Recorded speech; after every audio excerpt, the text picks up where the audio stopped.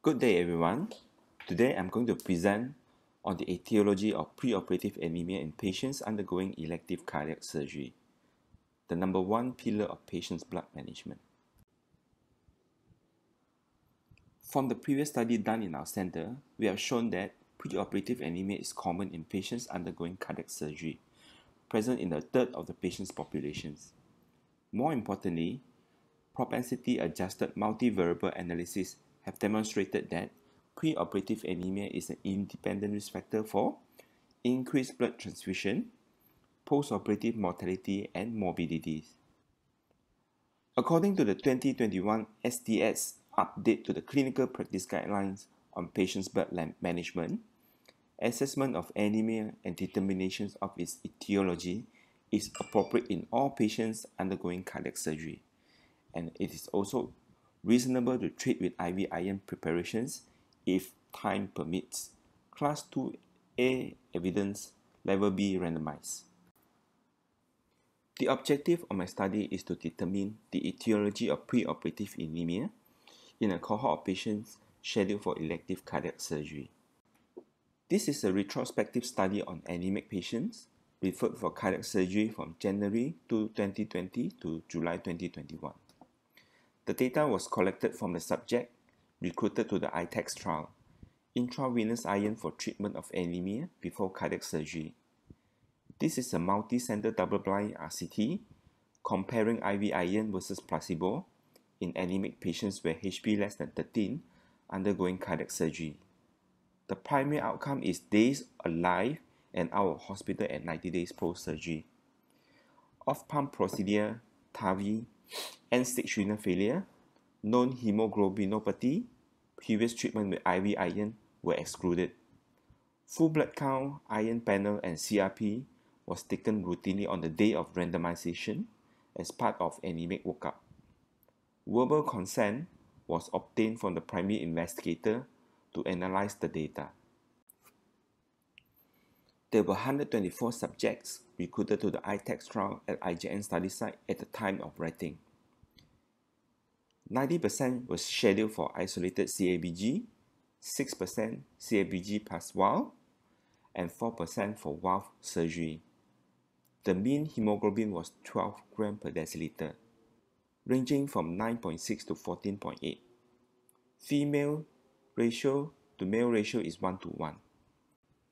Causes of anemia according to iron status were classified into 4 groups, according to Munoz et al., published in 2017 in Blood Transfusions.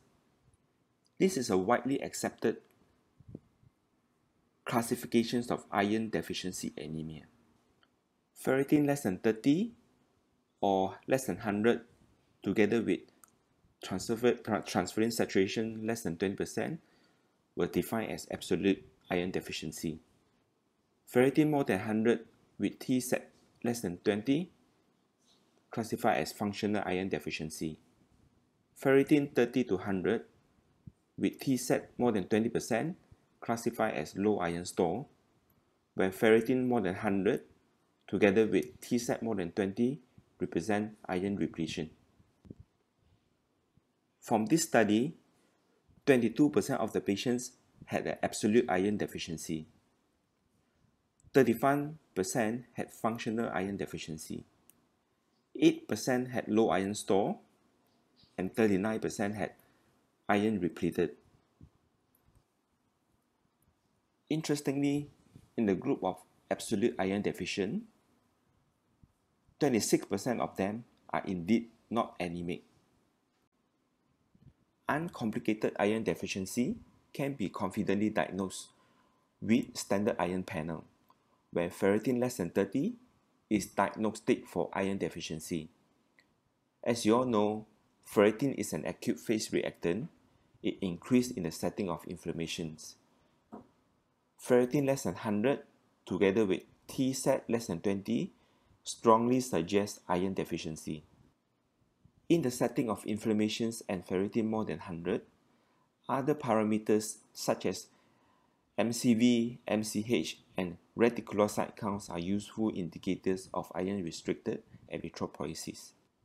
With the current WHO definitions of anemia, where HB less than 12 for women, HB less than 13 in men, we will have missed 26% in this cohort had definite iron deficiency but not anemic. Hence the terms non-anemic iron deficiency. There were few limitations in this study. Number one, selection bias. The data presented in this study only include subjects recruited to the ITEX trial with specific inclusion-exclusion criteria. It does not represent most of the patients referred to for cardiac surgery in our center. And of course, the number of this study is small. In conclusion, 1/5 of the anemic patients referred for cardiac surgery indeed had absolute iron deficiency. This is important because this is a readily reversible cause of anemia. Perhaps with IV iron, it will enable faster anemia correction and especially important in patients needing early surgery.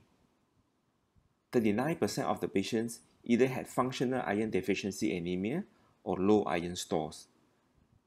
I believe cardiac surgery that involves cardiopulmonary bypass and blood loss will further deplete their total body iron stores. This will very likely to delay their recovery and overall well-being. I do recommend that iron panel should be included automatically in lab order entry in all anemic patients as part of standard preoperative workup. I hope the ITEX trial, which is a robust multi-center prospective double-blind RCT, will answer the important questions of the role of IV iron for treatment of anemia before cardiac surgery. We will see the result in another 1 or 2 years. Thank you very much.